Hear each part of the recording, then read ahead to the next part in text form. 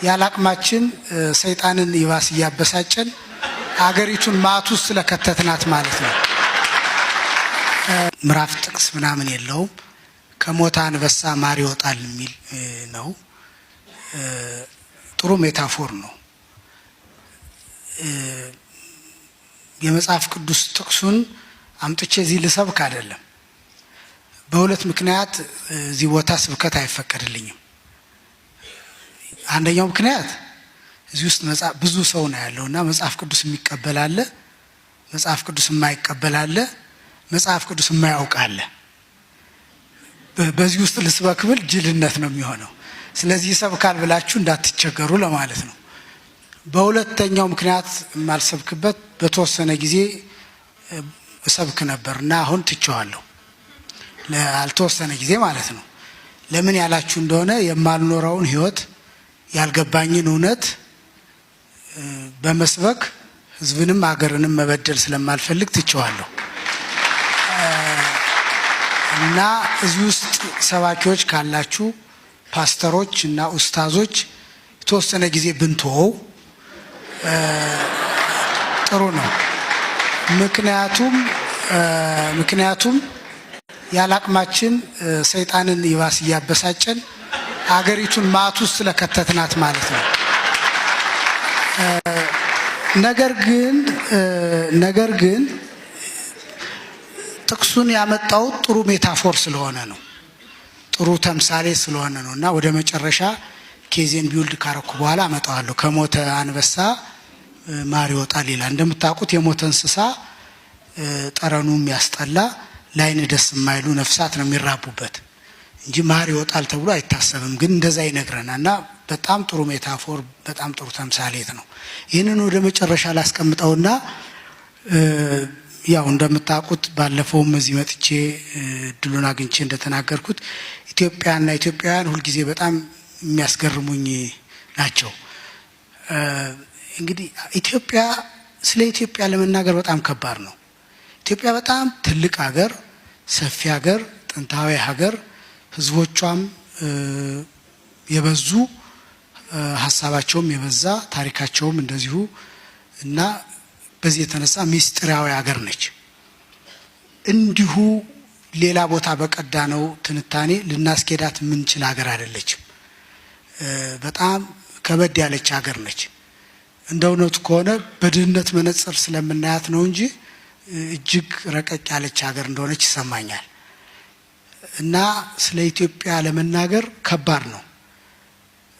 ብዙዎች ኢትዮጵያ እናውቃለን ስለ ኢትዮጵያ ብለው ይናገራሉ፣ ግን አስቸጋሪ ይመስለኛል። ኢትዮጵያን እናውቃለን ከሚለው በላይ ደግሞ የከፋው ኢትዮጵያውያን ያውቁናል ብለን የምናስበው ነው። ህዝቡ ኢትዮጵያ ህዝብ ያው በቃ ራሳችን በህዝብ ዘንድ የምንታወቅ በህዝብ ዘንድ የጎላን አድርገን እናስባለን። እንደው ክብረ ነክ ባይሆንብኝ አዲስ አበባ ውስጥ በአንድ ቲያትር ቤት አንድ ገቢር የተጫወተ ተዋናይም በእውነቱ የኢትዮጵያ ህዝብ የሚሰጠኝ ድጋፍና ሞራል ይላል። እንደ ስሙ አንድ ነጠላ የሆነ ግጥሙ የተጣመመ ዜማው ቁሞ የቀረ ዘፈን ያወጣም የኢትዮጵያ ህዝብ ባደረገልኝ ድጋፍ። የኢትዮጵያ ህዝብ ግን ማን ነው? እና አሁን እናንተ እዚህ ብታጨበጭቡልኝ እኔም ለባለቤት የተመልሼ የኢትዮጵያ ህዝብ ያደረገልኝ ጭብጨባ በጣም የሚደንቅ ነው ልል እችላለሁ። ልክ ይሄው ከአርቲስቶች ወጥቶ ወደ ፖለቲከኞችም ገብቷል። ራሳቸውን የህዝብ ጠበቃ፣ የኢትዮጵያ አለኝታ፣ ህዝቡ እንዲያርጎን፣ ህዝቡ ተጨቁኖ ራሳቸውን አፈ ጉባኤ አድርገው የህዝብ ወኪል አድርገው ብዙዎች ይናገራሉ። እውነት ለመናገር ኢትዮጵያ ውስጥ ግን በኢትዮጵያ ህዝብ የሚታወቅ ሰው መሪዎቹን እናውጣና መሪዎቹን እንደ ፈጣሪ ስለሚያይ እሱ ማወቅ ግዴታ ነው። ከዛ ውጭ ግን በኢትዮጵያ ህዝብ ኢትዮጵያ በሚባለው ሀገርና ኢትዮጵያ ውስጥ በሚኖረው ህዝብ ዳር እስከ ዳር የሚታወቅ ሰው አለን ወይ?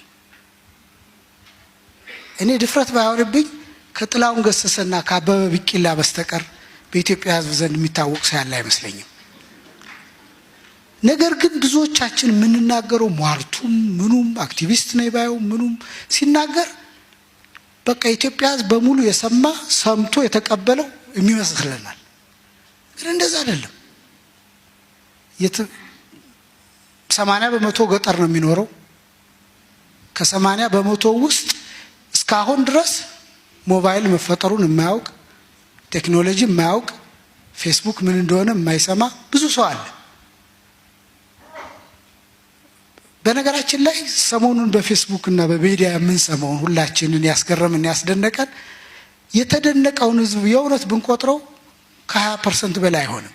80% ሲጀመር ችግሩ እንዳለም አያውቅም።